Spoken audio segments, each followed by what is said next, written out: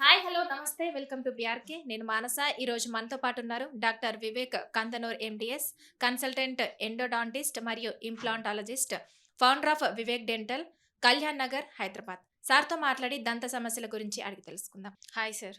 Hello అండి. Sir tooth cleaning, tooth whitening అని అంటూ ఉంటారు కదా సార్. అంటే హ్మ్. మీ దగ్గరకొచ్చిన పేషెంట్స్‌కి ఒకవేళ వాళ్ళ పళ్ళు గనక యెల్లోయిష్‌గా ఉంటే వాళ్ళకి టూత్ క్లీనింగ్ ఒకటి సరిపోతుందంటారా? చూడండి, పళ్ళు యెల్లో అవ్వటానికి కొన్ని కారణాలున్నాయి.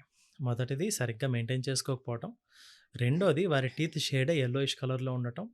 ఇంకొకటి కొంతమంది పంటి మీద ఫ్లోరోసిస్ రిలేటెడ్ స్టెయిన్స్ ఉండటం, పళ్ళు కొంచెం అలా కనపడడానికి కారణాలు. ఓకే.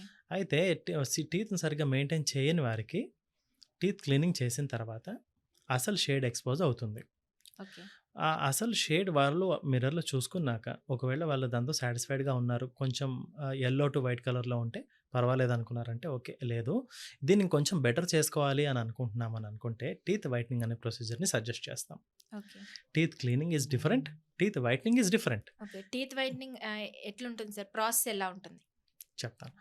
టీత్ వైట్నింగ్ అనేది ఒక మెడికేటెడ్ కెమికల్ ఒకటుంటుందండి.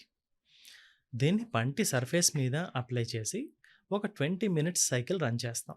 ఓకే. 20 మినిట్స్ పాటు అది పంటి మీద ఉండి ఆక్సిజన్ రాడికల్స్ అన్నీ కూడా మన పంటి లోపలికి చొచ్చుకొని వెళ్ళి, పంటి లోపల ఉండేటువంటి స్టెయిన్‌ని అంతా గూడా ఆక్సిడైజ్ చేసేసి, అక్కడ ఉండేటువంటి స్టెయిన్ కొంచెం డైల్యూట్ అవ్వటం వల్ల పంటి సర్ఫేస్ అనేది కొంచెం బ్రైటర్‌గా కనపడుతుంది. ఓకే. ముందుగా పద్ధతి ఏందంటే, పర్సన్ యొక్క షేడ్‌ని మా దగ్గర ఉండేటువంటి షేడ్ గైడ్‌తో నిర్ధారిస్తాం.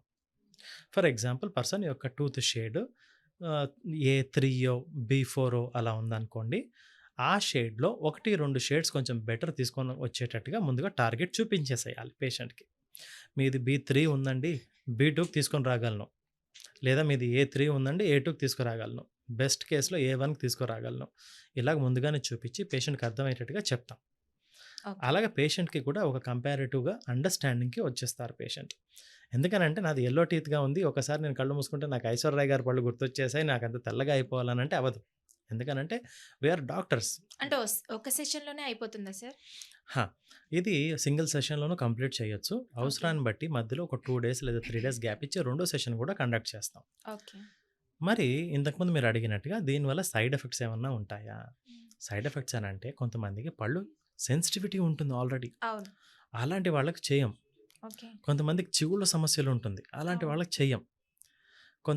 ఇలా ఇలాంటి కొన్ని కొన్ని సైడ్ ఎఫెక్ట్స్ ఉన్నాయి కాబట్టే, సైడ్ ఎఫెక్ట్స్ అని అనకూడదు కానీ, కొంతమందికి ఆల్రెడీ సెన్సిటివిటీ ఉండడం వల్ల అవును. దీన్ని ఇంకొంచెం మనం ప్రొవోకేట్ చేసిన వాళ్ళం అవుతామనమాట.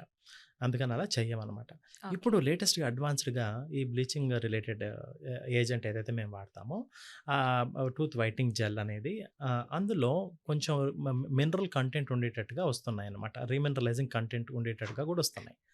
అప్పుడు ఏదైతే బ్లీచ్ చేయటం వల్ల తెలుపొస్తుందో, తర్వాత వెంటనే మినరల్ గూడా దాని మీద డిపాజిట్ అయ్యి, సెన్సిటివిటీని గూడా తగ్గించే విధంగా గూడా వైట్నింగ్ అనేది జరుగుతోందనమాట. ఓకే. ఇదయ్యాక ఎలాంటి టూత్ పేస్ట్ వాడాలి? సెన్సిటివిటీ అసలే రాకుండా ఏం చేయొచ్చు?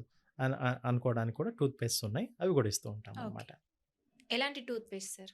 Remineralising tooth pastes, okay. Sodium monofluorophosphates అని కొన్ని టూత్ పేస్ట్స్ ఉంటాయన్నమాట. ఓకే. అవి ఇస్తుంటాము.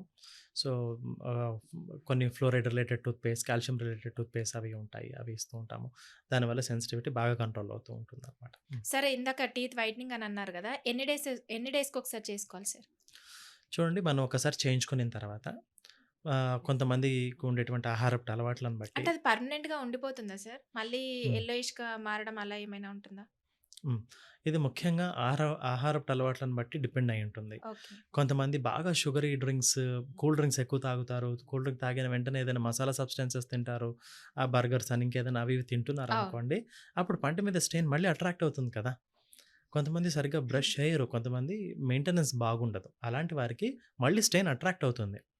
కొంతమంది టీత్ వైట్నింగ్ చేయించుకున్న తర్వాత పర్ఫెక్ట్‌గా మనం చెప్పినటువంటి ఇన్‌స్ట్రక్షన్స్ అంతా బాగా పాటిస్తారు. అలాంటి వారికి కొన్ని సంవత్సరాల పాటు మన్నుతుంది ఆ వైట్‌నెస్ అనేది. ఎవరైతే సరిగ్గా మెయింటైన్ చేయరో కొంతమంది వర్స్ట్ కేస్‌లో 1 ఇయర్ కూడా వెనక్కి వచ్చి మళ్ళీ చేయించుకోవాల్సిన పరిస్థితి ఉండొచ్చు. ఓకే. అంటే దీనికి పర్మనెంట్ సొల్యూషన్ ఏమి ఉండదా sir? Maintenance is the permanent solution. Okay. Good maintenance is good permanent solution. Okay sir. Thank you so much. Thank you అండి.